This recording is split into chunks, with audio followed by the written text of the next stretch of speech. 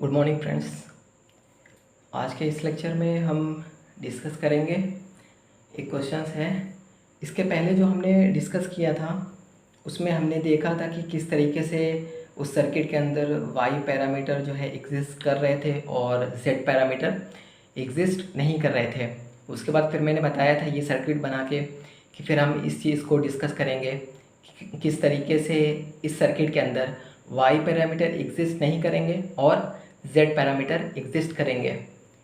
फिर इन सब सारी चीज़ों से हम फाइनल कंक्लूज़न जब आगे क्वेश्चंस करेंगे तो इन दोनों सर्किट से हम फाइनल कंक्लूज़न बना के हमेशा जब भी सॉल्व करेंगे तो जब भी देखेंगे कुछ इस टाइप की सर्किट है तो हम फाइनल कंक्लूज़न इसको सॉल्व नहीं करेंगे, डायरेक्ट हम इसका कंक्लूज़न वहाँ पे लिख देंगे। ओके, तो अब यहाँ पे देखेंगे कि सर्किट है, यहाँ पे V1 वोल्टेज है। एक बार KVL इस तरफ लगाएंगे, एक बार KVL इस तरफ लगाएंगे तो हम यहाँ से V1 की इक्वेशन लिखेंगे तो क्या होगा यहाँ पे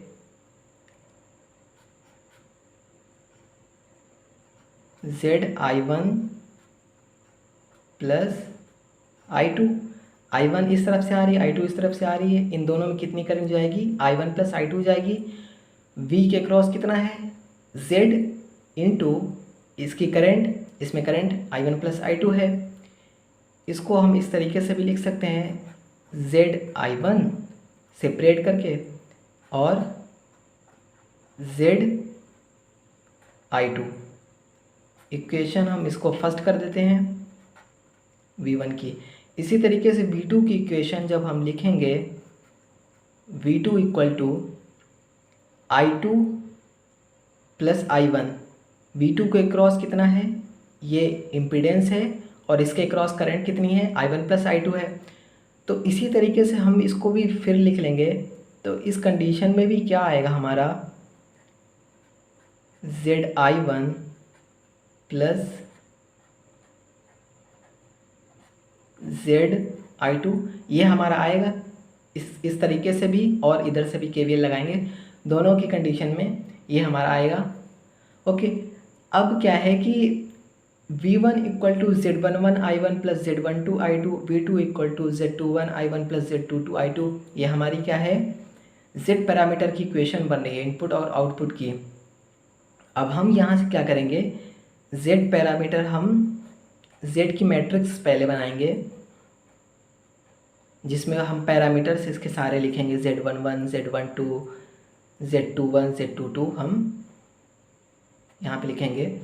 तो Z11 कितना है, यहाँ पे Z है, Z12 कितना है, Z ही है, Z21 कितना है, Z है, Z22 कितना है, Z है। ओके, अब हम क्या करेंगे, हम यहाँ से मैट्रिक्स से y निकालेंगे, y की मैट्रिक्स। तो अगर हमारे पास, हमने बताया था कि अगर z की मैट्रिक्स दी होगी तो y की मैट्रिक्स निकालने के लिए हम क्या करते थे,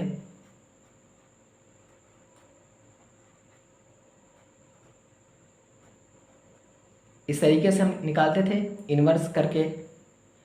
अब क्या है कि उसके लिए z का हमारे पास डिटर्मिनेंट होना चाहिए, तभी हम y के, अब यहाँ से हमने z equal to Y inverse लिखा है, y equal to Z inverse लिख सकते हैं। z इन्वर्स निकालने के लिए क्या करेंगे हम, 1 उसका z का डिटर्मिनेंट और ब्रैकेट में Z11 और ये इसकी वैल्यू सब कुछ लिखनी होगी। तो अब हम क्या करेंगे, यहाँ से डिटर्मिनेंट अगर हम निकालें z का तो Z square minus Z square, Z square minus Z square equal to 0। Determinant इसका 0 आ रहा है। इसी तरीके से जो पिछली हमने सर्किट की थी उसमें क्या है कि y का जो डिटर्मिनेंट आ रहा था, y मैट्रिक्स है, उसका डिटर्मिनेंट वहाँ पे 0 आ रहा था। ओके, अभी इसमें क्या है कि Z इनवर्स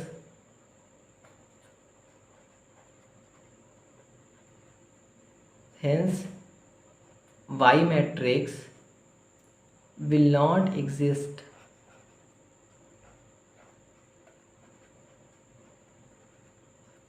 वाई मैट्रिक्स क्यों एग्जिस्ट नहीं करेगी? क्योंकि वाई मैट्रिक्स हमें निकालना है तो जेड इनवर्स हमें पता होना चाहिए। वाई की मैट्रिक्स फाइंड करने के लिए इसको इस तरफ कर देंगे।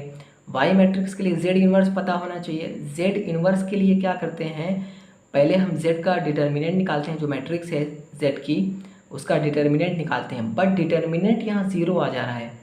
इस वजह से क्या होगा कि हमारा डिटर्मिनेंट ज़ीरो आ रहा है और जो हमारी मैट्रिक्स है वाई की वो क्या होगी, 1/, इसका डिटर्मिनेंट जेड का, और इसको आपस में इंटरचेंज करेंगे और इनका साइन चेंज करेंगे तभी हमारे पास वाई मैट्रिक्स आएगी।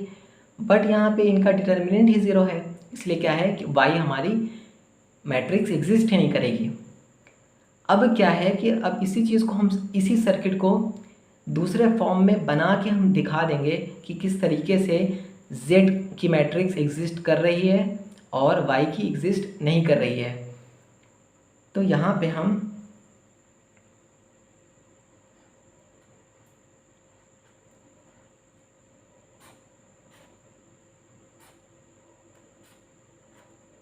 ये इस तरीके से हमारे पास दिया हुआ था, ये सर्किट हमें इस तरीके से दी हुई है। अब हम क्या करेंगे,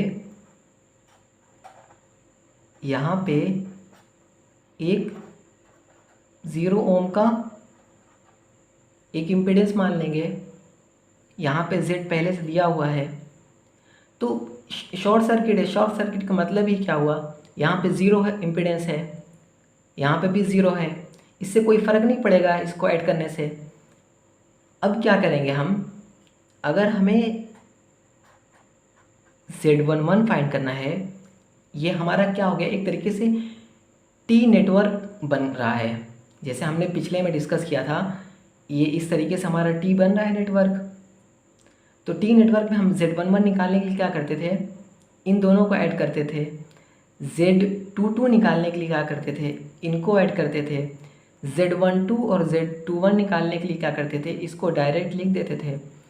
तो Z11 के लिए इन दोनों को ऐड करेंगे तो 0 + Z कितना होगा, Z।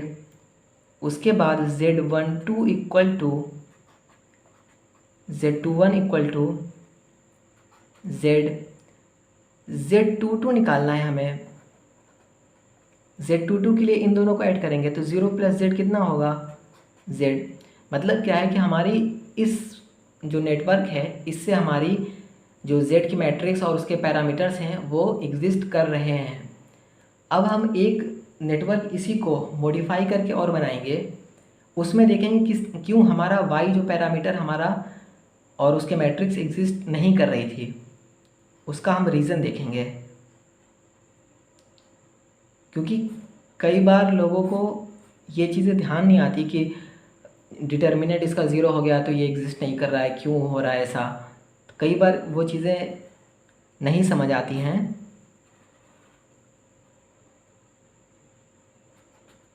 ये हमारा दिया हुआ था नेटवर्क।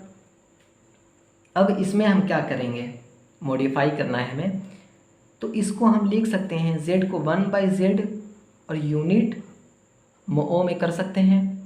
ये ओम में दी हुई, इसका अपोजिट लिख सकते हैं। उसके बाद यहाँ शॉर्ट सर्किट है, तो यहाँ शॉर्ट सर्किट है तो 0 ओम यहाँ पे होगा इम्पीडेंस। 0 ओम यहाँ पे है, इसका क्या मतलब हुआ, इसी को हम लिख सकते हैं इनफाइनाइट मोओ लिख सकते हैं, इसका अपोजिट। उसके बाद एक यहाँ पे हम कनेक्ट करेंगे। ये क्या है, ओपन सर्किट है। ओपन सर्किट का मतलब क्या हुआ, यहाँ पर 0 ओम का इम्पीडेंस लगा हुआ है। तो 0 ओम का इम्पीडेंस लगने का मतलब क्या हुआ कि यहाँ पे इनफाइनाइट मोओ का ये लगा हुआ है। इसका अपोजिट, यही मतलब हुआ। तो अब हम ये क्या देख रहे हैं कि ये एक तरीके से पाई नेटवर्क बन गया। क्लियर है? पाई नेटवर्क भी हमने डिस्कस किया था।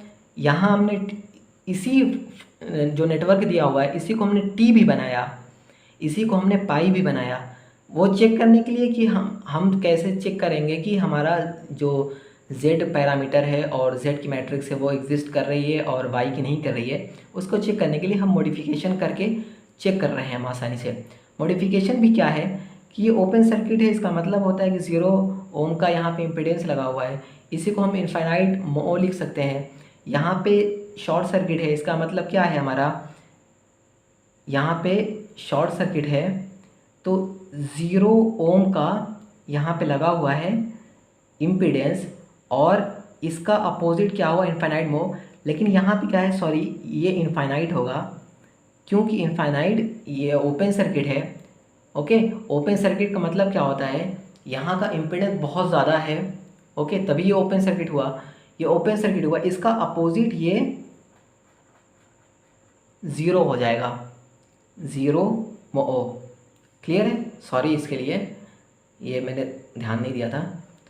तो ये ओपन सर्किट है, ओपन सर्किट का मतलब क्या हुआ, यहाँ इसके क्रॉस इम्पीडेंस बहुत ज़्यादा है इसलिए ओपन सर्किट है। बहुत ज़्यादा का मतलब क्या हुआ, इनफाइनाइट है इसलिए ओपन सर्किट है। तो इसका अपोजिट 0 मो हो गया। और यहाँ शॉर्ट सर्किट है, शॉर्ट सर्किट का मतलब क्या है, इम्पीडेंस 0 है, शॉर्ट तभी शॉर्ट सर्किट होता है। 0 इम्पीडेंस का मतलब क्या हुआ, इसका अपोजिट इनफाइनाइट मो। अब हम क्या करेंगे, अब यहाँ से y11 अगर हम फाइंड करते हैं तो y11 हम कैसे फाइंड करते थे, इनका सम करते थे तो y11 हमें मिलता था। तो इनफाइनाइट ये यूनिट के हिसाब से हम ऐड करेंगे, यहाँ पे ओम में यूनिट है और यहाँ पे मो में है, तो हम क्या करें, y पैरामीटर निकाल रहे हैं तो ये यूनिट का हमेशा ध्यान रखेंगे। जो भी होगा उसको अगर ओम में दिया हुआ है तो मो में हम चेंज करके ही ऐड करेंगे, इसकी भी यूनिट को ध्यान रखेंगे। तो इन दोनों को हम जब ऐड करेंगे तो इनफाइनाइट प्लस 1/z तो क्या होगा, इनफाइनाइट आएगा। इसी तरीके से y21 equal to y12 equal to minus, ये इसकी वैल्यू हम लिखते थे, इसकी वैल्यू कितनी है, इनफाइनाइट में ओ है, मतलब क्या है कि माइनस इनफाइनाइट आएगी। उसके बाद y22 हम फाइंड करेंगे, y22 की वैल्यू हम फाइंड करने के लिए डायरेक्ट इसकी वैल्यू लिखते थे, इसकी वैल्यू कितनी है, इनफाइनाइट में ओ है तो इनफाइनाइट लिख देंगे। कई बार जल्दी में क्या हो जाता है कि हम यूनिट चेंज नहीं करते और डायरेक्ट हम ये वाली वैल्यू पुट कर देते हैं ओम में दी हुई, तो उससे क्या होगा कि y22 की हमें वैल्यू मिल जाएगी, क्योंकि 0 भी कोई एक वैल्यू ही है, 0 1 2 3 4 कुछ भी हो सकती है। मतलब क्या हुआ कि इसका y22 पैरामीटर एग्जिस्ट कर गया, बट ऐसा नहीं है, इसीलिए हमें हमेशा यूनिट का ध्यान रखना है। जब भी हम सॉल्व करेंगे तो यूनिट का हमेशा ध्यान रखना है कि अगर इस तरीके की अगर हम सर्किट सॉल्व कर रहे हैं तो उसमें अगर z पैरामीटर अगर हमें फाइंड करना है तो उसमें ओम का ख्याल रखना है कि ये सारी चीज़ें हमें ओम यूनिट में रखनी है। अगर हम y की बात कर रहे हैं तो ओ में होना चाहिए यूनिट, ये हमें सारा कुछ ध्यान रखना है। तो हमने देख लिया कि किस तरीके से ये जो नेटवर्क दिया हुआ था उससे z पैरामीटर और z मैट्रिक्स एग्जिस्ट कर रही है और y की जो मैट्रिक्स है और उसके पैरामीटर्स है वो एग्जिस्ट नहीं कर रहे हैं।